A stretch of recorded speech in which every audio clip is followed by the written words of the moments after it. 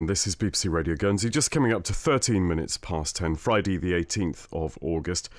Time away from routine can be beneficial to our physical and our mental health. We know that through holidays and weekends and time off work, which is why the charity mug is turning an old packing shed into a man shed or a men's shed.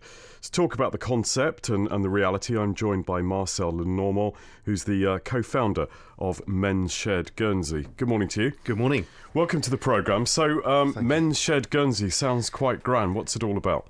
The Men's Shed is a place where men can go, hang out, drink tea, talk about the weather, and do things and engage with other people, whether it's building some chairs or shed bits and bobs or a shelf, and just be a part of something with other people.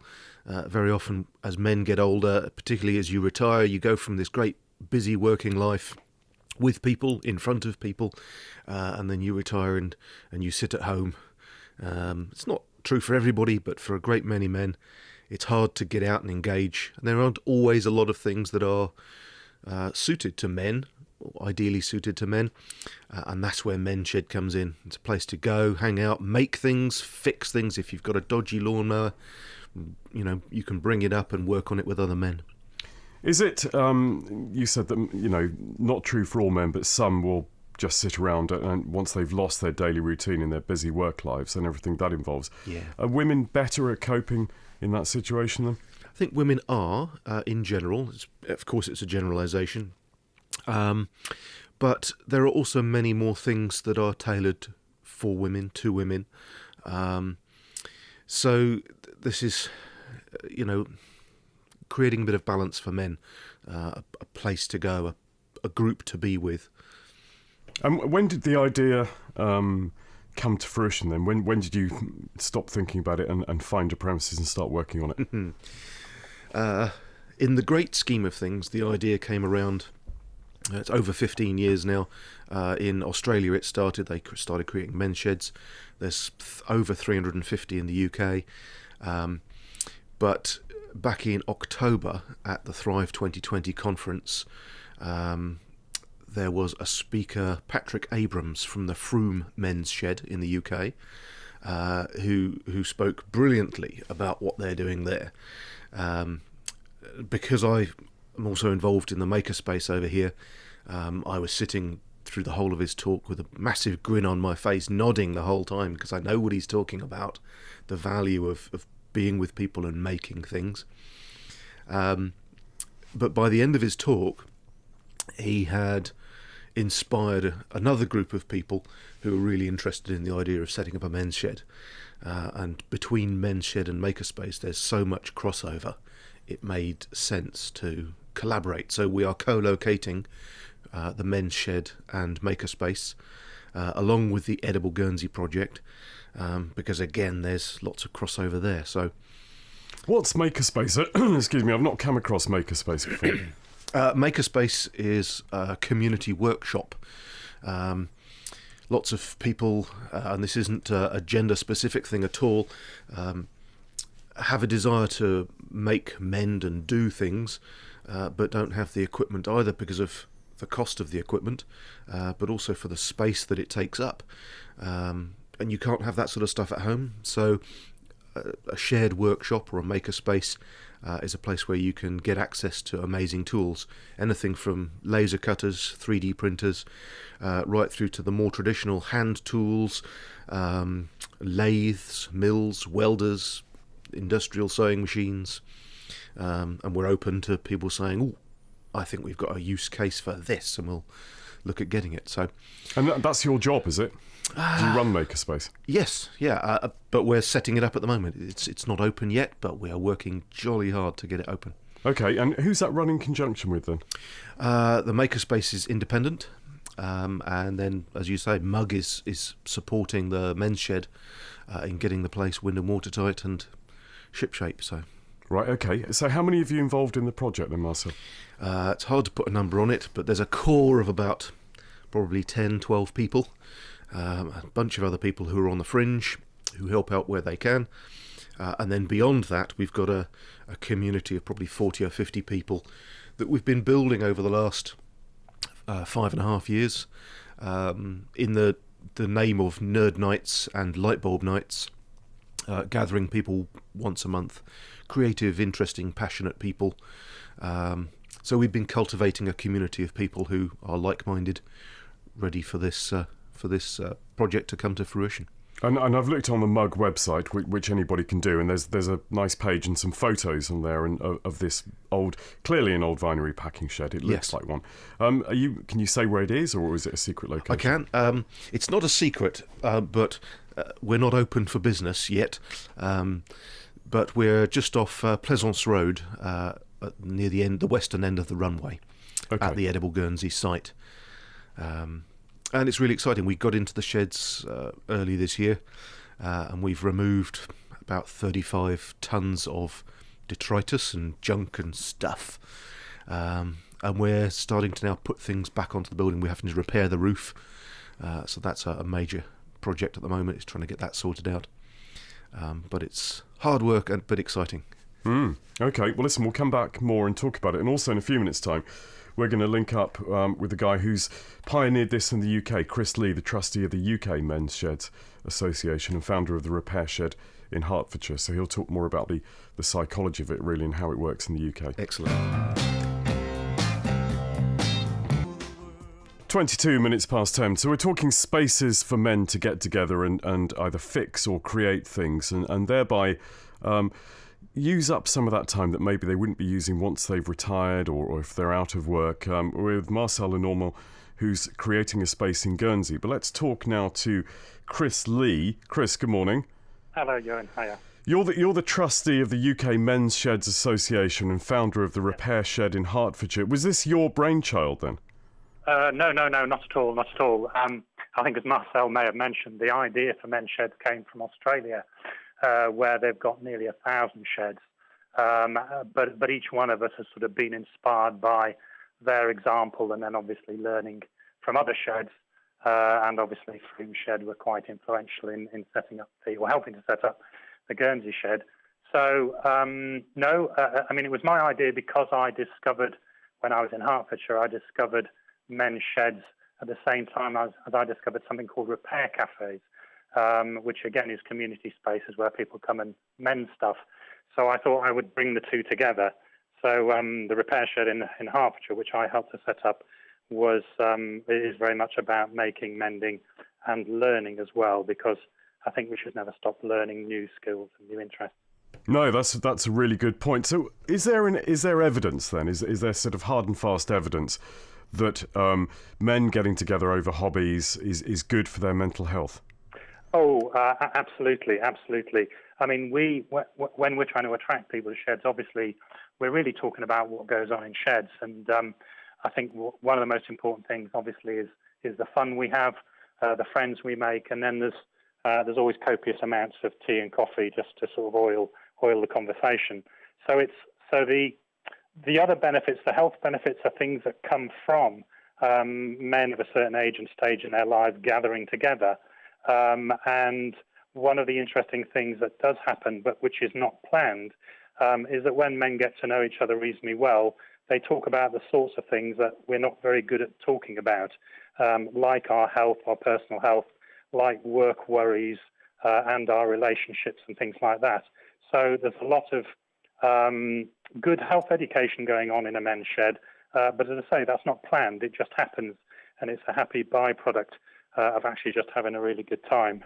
Yeah, well, reading and doing some research about it said that, women talk about issues, whereas men talk shoulder to shoulder, which I suppose is the whole idea. So there's standing together, two vices, they're both filing bits of metal or doing something in wood, and then they start saying, oh, do you know what, I'm not sleeping very well, and that's how the kind of talking therapy works. Absolutely, and it's amazing to see it work.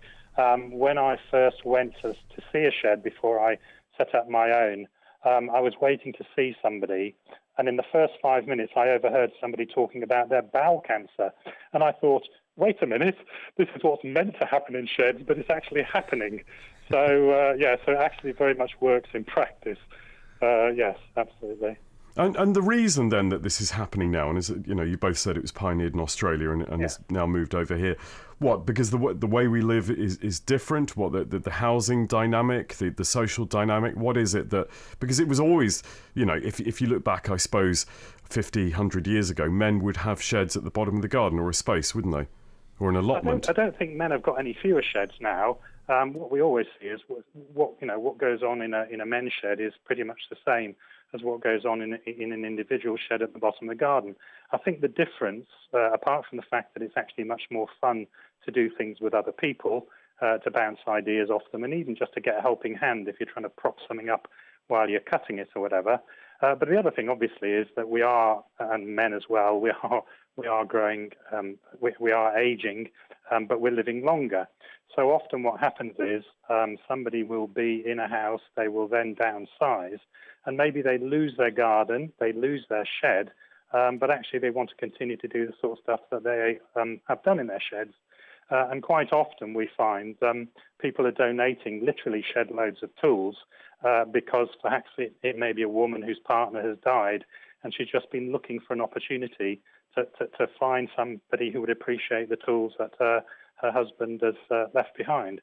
So, so I think it's people downsizing. Also, of course, families are more dispersed so that, it may not be that we have the same family around us. So it's recreating a different network. And as you mentioned earlier, I think it's fair to say, without being disloyal to men, that women are far better at having their different networking social groups. They have multiple interests.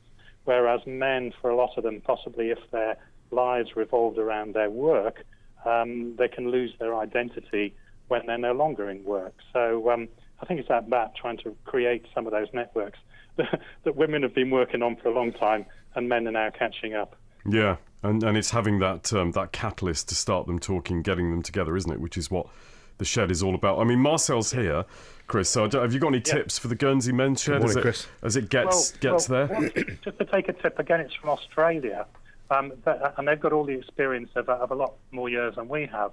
But one of the things they say is an ideal shed has 3 different activities going on, roughly in equal measure. One is personal projects. So that's things that the individual shedders bring in that they want to do for themselves and complete, but obviously get help with. So that's one thing, the personal projects. Mm-hmm. The other is community projects. So rather than just being stuck in a shed, a lot of shedders go out and they do things like refurbishing children's playgrounds, things like that. So you go out into the community and you help around and about, and that connects men to their wider community. And the third thing is being a bit businesslike, because we don't all have money to keep our sheds going. So actually doing things, making things, maybe offering repair services, which are going to generate a little bit of income. Because although sheds are run by volunteers, there are costs associated, not least of all things like insurance and things that may be premises you have to pay for, and of course all those tea bags as well. So actually a third of the time spent on doing things which are going to generate income, earn income, is a good idea. So that would be the ideal mix. That doesn't mean that every individual shedder has got to do all 3 things, but it means that maybe, on a monthly basis you look back and say, what have we been doing to help personal projects, community projects, and making a bit of money to keep the shed going. So that's the sort of the advice from Australia, really. That's great, Chris. Thanks. We've already got a list developing of community projects and requests, which it irks us massively to say, sorry, we can't deal with that right now because we're so focused on the shed. But we want to be doing these things, but right now we just can't. Yeah, we've got a sort of we intend to have a blackboard of projects as they come in, and then as men want to pick them up and run with them, then they can take it off the blackboard and run with it. That's brilliant. And the other thing to say is there's no shortage of advice and ideas out there, because the wonderful thing from my point of view is that sheds help other sheds. When I was setting up the repair shed in Hemel Hempstead, I got loads of support and advice from other people, because they had had support and advice from other sheds.